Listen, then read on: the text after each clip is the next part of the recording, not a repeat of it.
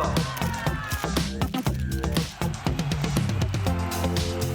Tant de responsabilités et tant d'expérience.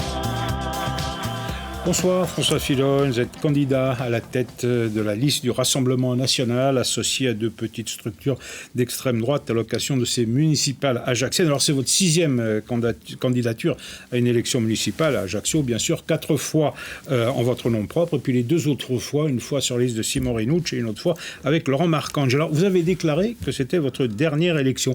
Quel est l'enjeu pour vous de cette élection ?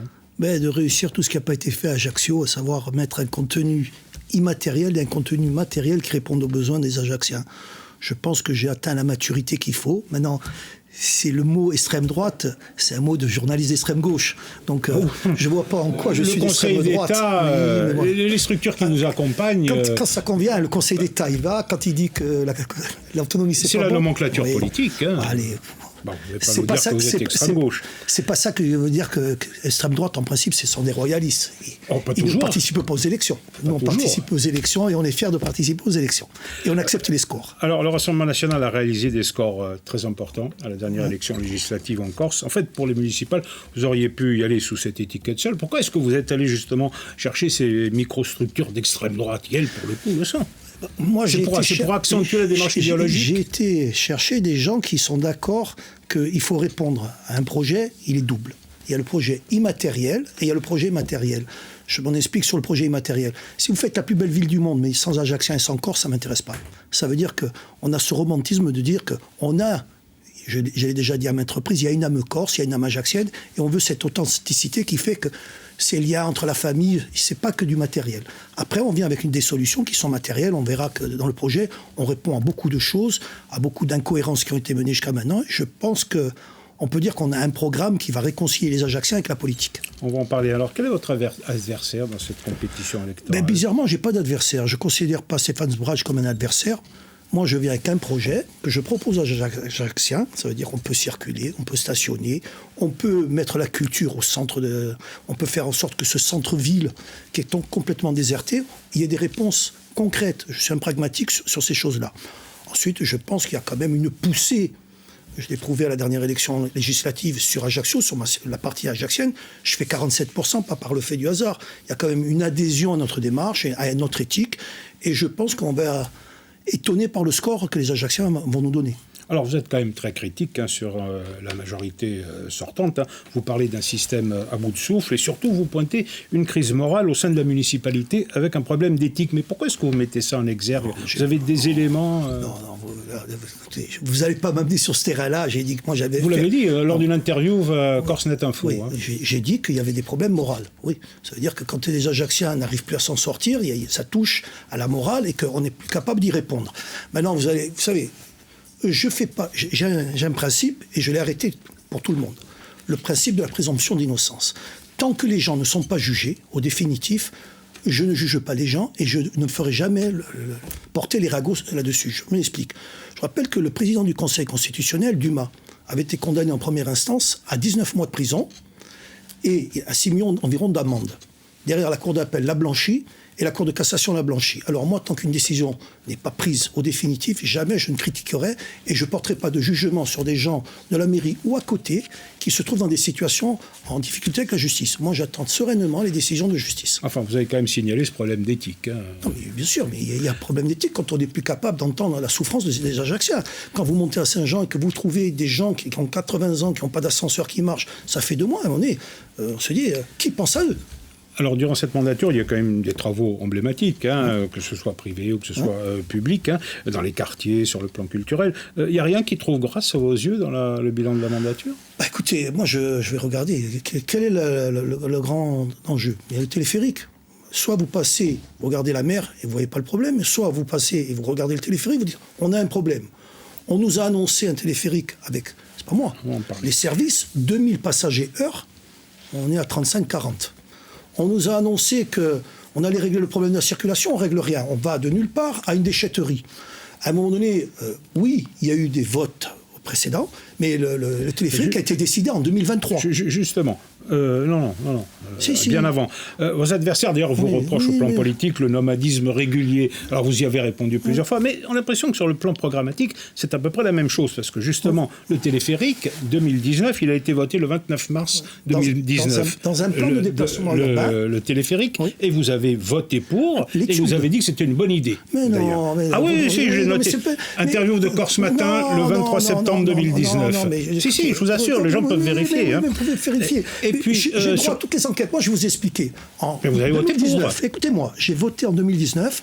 L'empreinte environnementale était à 90 mètres. L'empreinte environnementale, elle est aujourd'hui à 30 000 mètres carrés.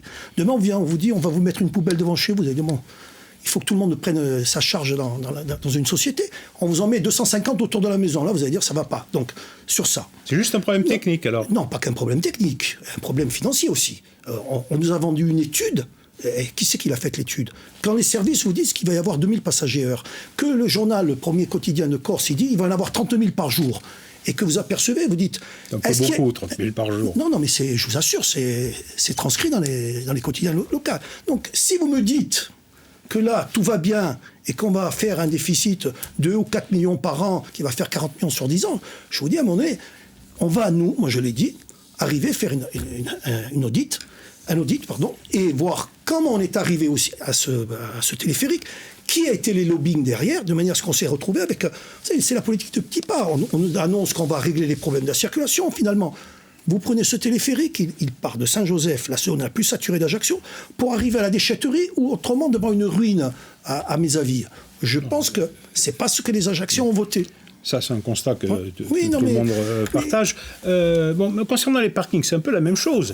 Vous avez contribué à faire arrêter celui de la place camping à l'époque. C'était une condition de votre aliment, alors Marcange à ce moment-là. Et maintenant, vous voulez en faire 3. Oui. Alors, elle est où la logique là? Alors, je vais vous expliquer, parce qu'à un moment donné, il faudra plus que 20 minutes. Aujourd'hui, je vais faire un parking au Cazone. Je vais faire un parking à la gare. Et je vais faire un parking à Saint-Jean, pour donner la respiration démocratique au centre-ville, de manière à ce que les gens puissent venir se garer et accéder aux boutiques. Le parking de la place derrière la... Je vous rappelle que quand certains avaient dit qu'il n'y avait rien, il n'y avait pas de vestiges, il y avait le port Napoléon Bonaparte et le port Napoléon III, qui étaient là.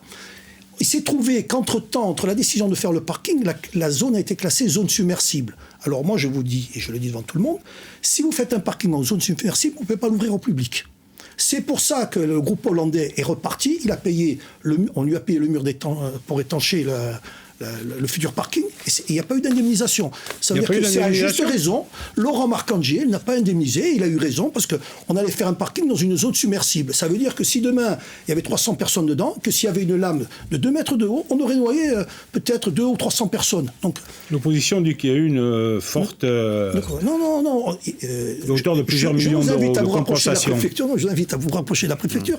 On ne fait pas tout et n'importe quoi. Ce qui veut dire que moi, le parking que je veux réaliser au Cazone, il est dans un terrain qui est communal et qui va nous permettre de faire des parkings pour privés et pour public. Alors, vous voulez faire des parkings gratuits. Oui. Mais combien ça coûte, ça? Mais si vous me laissez vous développer, je vais vous expliquer que si je vous prends l'exemple du parking du Cazone, le foncier est à nous. Nous allons créer 300 places. 300 places seront mises à la vente, qui va permettre de financer le programme. Et nous, dans le programme, on amène le foncier. Ce qui veut dire qu'on va arriver à un équilibre. Grosso modo, aujourd'hui, notre estimation, c'est à 28 000 € le mètre, la place de parking. Ce qui veut dire qu'il y a des gens qui vont acheter. En achetant, ils vont libérer du domaine public, ils vont aller se garer leur place, et il restera 150 places pour les riverains qui seront gratuites. Parce que je veux aujourd'hui qu'il y ait une réponse pour tous ces commerçants du centre-ville à Saint-Jean. Ils ne sont pas tout à fait gratuits, alors il faut acheter les places. Vous êtes avec les eurodateurs. Avec moi, il ne va plus avoir d'eurodateurs. Il y aura un disque bleu, les gens viendront, ils auront droit à 4 heures pour se garer et faire travailler les commerces du centre-ville. Autrement, vous faites quoi? Vous assistez en spectateur, il y a la zone Auchan, il y a la zone Leclerc, et les commerçants du centre-ville, les assistants spectateurs. Moi, je vous invite à venir un soir dans la rue Fèche ou dans le centre-ville et regarder. Il n'y a plus personne. Donc, j'ai l'ambition de leur dire, oui, je vais réaliser des parkings et ces parkings seront gratuits. Un mot, on revient une seconde sur le téléportique. Qu'est-ce que vous en faites? Parce que là, il va falloir payer le déficit qui va être abyssal, et sur 10 ans, ça va coûter énormément cher à la municipalité, à la CAPA. C'est pas Filon qui l'a fait quand même, le parking. Non, mais je vous demande ce que vous en faites. Non, il a voté pour, mais il a construit. Je vous explique très concrètement. On a fait ce téléphérique. Il y a les engagements dans l'arrêté de l'enquête publique, il y a 500 places à côté, avant de le faire. Il y a les voies d'accès, il y a le pôle modal où il doit venir une navette en face. Pas de bol, on vient de rénover l'appontement de Saint-Joseph qui est en zone Céveso. On ne pourra pas faire d'appontement pour venir avec les navettes. Donc on a ce problème-là. Mais plus grave, on nous a vendu le téléphérique en passant en espace boisé classé, avec une empreinte environnementale. On est d'accord, mais vous savez qu'est-ce que vous faites? Vous le démontez comme le parking vous me laissez terminer, parce qu'on est des gens sérieux. Donc, ce que vous ignoriez, vous, c'est qu'on est un espace remarquable littoral. Comment ils ont fait à Bastia, un espace remarquable littoral? Ils ont démonté. On n'avait pas le droit de construire. Et mieux, il y a un arrêt du Conseil constitutionnel qui dit que la non-saisie du Conseil des paysages, c'est inconstitutionnel et c'est pas à bon droit.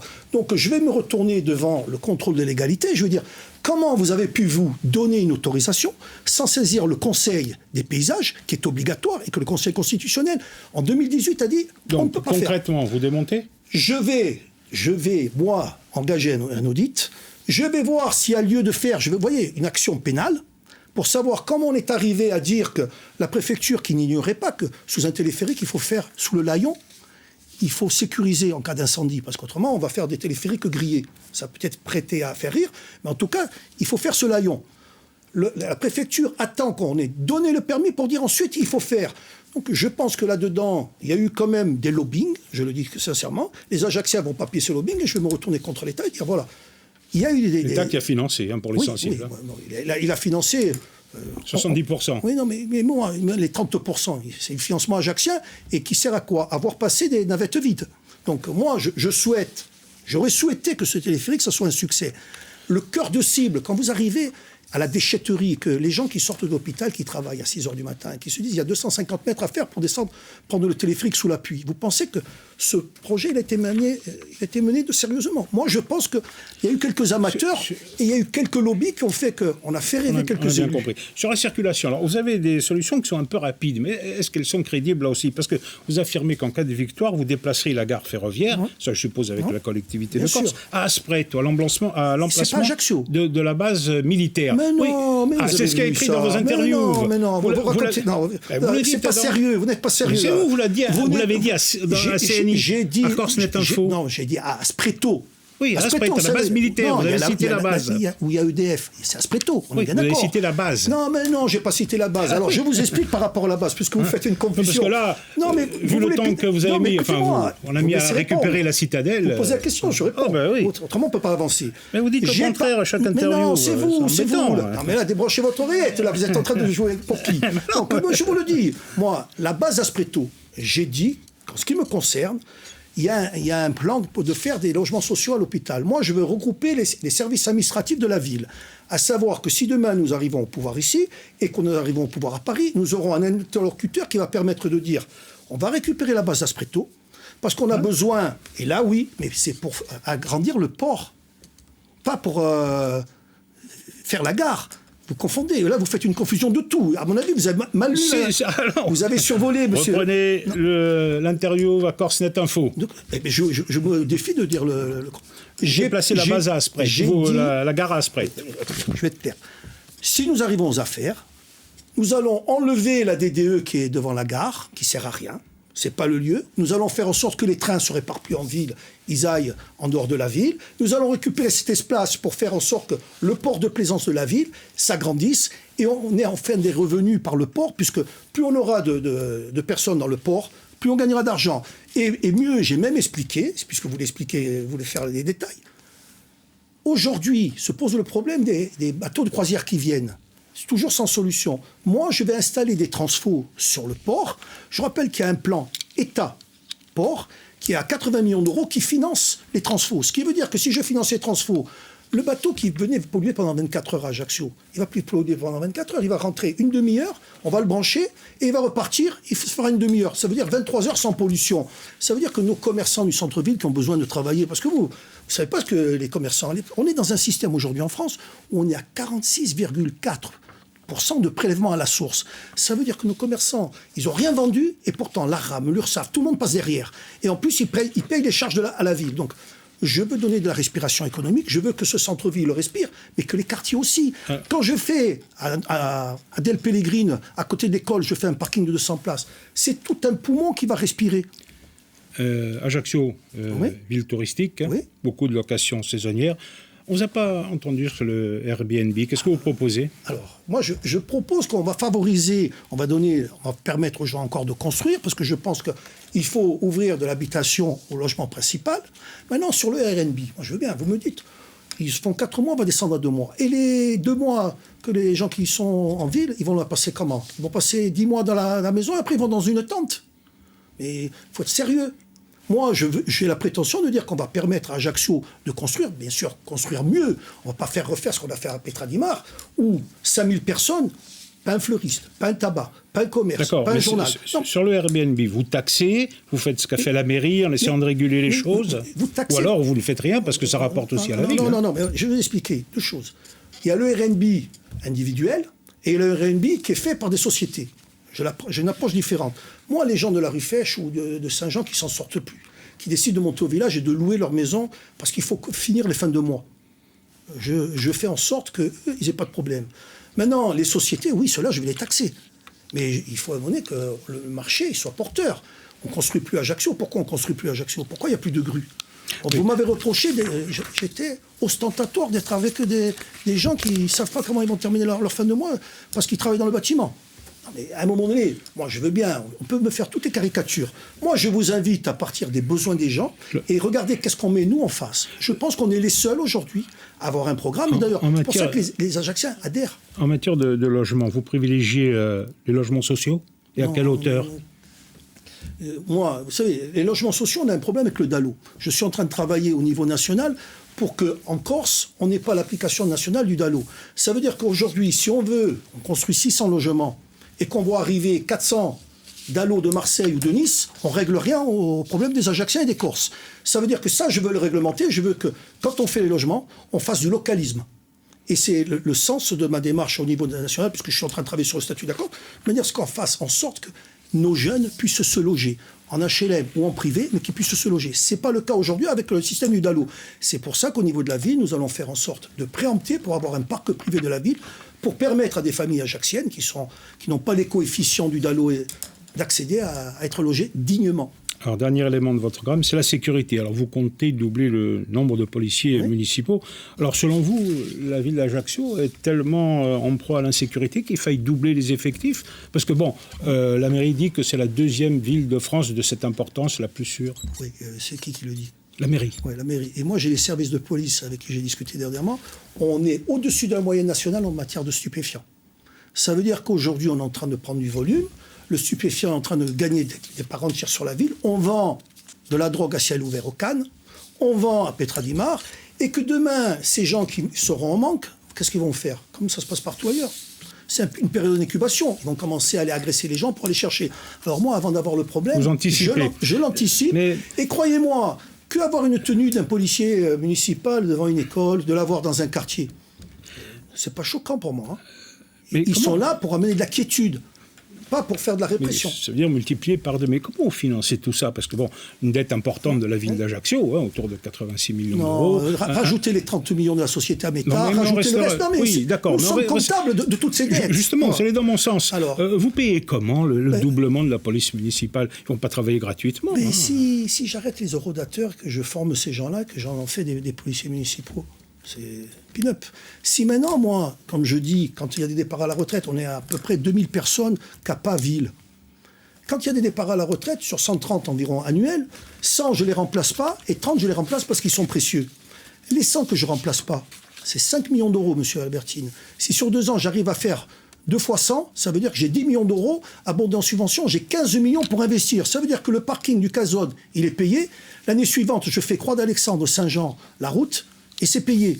Ça veut dire qu'à un moment donné, on a un problème de doublons dans les effectifs. On a un problème. Je vous donne un exemple. À la CAPA, vous avez 80 personnes qui viennent pointer tous les jours pour un quart d'heure. Je vais remplacer ces gens-là. Ils vont venir pointer quand ils partent à la retraite. Non. Je vais les laisser partir. Personne ne sera mis dehors. Par contre, les départs à la retraite, ça sera poste par poste et on fera en sorte que identité, liberté et méritocratie viennent sur la ville d'Ajaccio. La modification du statut de la Corse, si elle advient un jour, pourrait lancer le débat sur la métropolisation d'Ajaccio. Vous avez déclaré il y a quelque temps que vous étiez contre cette métropolisation. Vous n'avez pas changé d'avis, j'imagine. Pourquoi ? Pas changé. Parce que je ne vois pas en quoi la métropolisation, sauf à prendre les crédits qui vont déshabiller nos villages. Et moi, je vois Ajaccio... Mais c'est des moyens financiers supplémentaires, théoriquement. Mais vous savez très bien que quand on donne à un endroit, on ne donne pas à deux. Quand on a un État qui est fauché, puisqu'on a 3 400 milliards, on a 3 fois la dette du continent africain, je vous rappelle, au jour d'aujourd'hui. Et qu'on s'apprête à en prêter encore 270 milliards. Quand on est dans un pays où on a on était en 2017, 272 000 agressions sur les personnes, on est à 475 000. Ça veut dire qu'il y a des préoccupations qu'il faut anticiper. Et moi, je fais le pari, avec les Ajacciens, les yeux dans les yeux, de faire en sorte qu'on va réaliser que Ajaccio puisse circuler. Je vais remettre ce rond-point sur la rocade qui a fait que 5000 personnes sont embastillées, que quand si vous allez faire votre plein des cannes, vous montez sur la rocade et vous retrouvez à mes avis pour revenir à la maison. Je vais mettre du bon sens dans la politique. Et je pense que les Ajacciens attendent du bon sens parce qu'on est les seuls à avoir un programme différent de la gestionnite d'aujourd'hui. Il reste une minute. Juste une question sur le rôle de la CAPA. Le Rassemblement national, dans sa charte, refuse tout nouveau transfert de compétences au niveau des intercos. Pour quelle raison ? Parce qu'on a déshabillé les maires de leur pouvoir. Si vous êtes maire aujourd'hui, vous avez besoin de faire nettoyer un endroit, vous devez appeler une autre collectivité, il y a des services de proximité qui ne fonctionnent pas. D'ailleurs, je vous rappelle qu'on a maintenu les dotations des villes et on demande que les communautés d'agglomération fassent des économies parce qu'on s'aperçoit de quoi ? Il y a un rapport du Sénat de septembre 2025 qui nous dit quoi ? 57% d'augmentation des frais de fonctionnement des collectivités en dehors des communes, sans un service nouveau. Ça veut dire quoi ? On embauche, on fait du clientélisme ? Non. Chaque centime, chaque euro sera respecté avec nous. Eh bien, François Filoni, ce sera là le mot de la fin. Merci beaucoup. Merci. Buonasera. Anche a voi.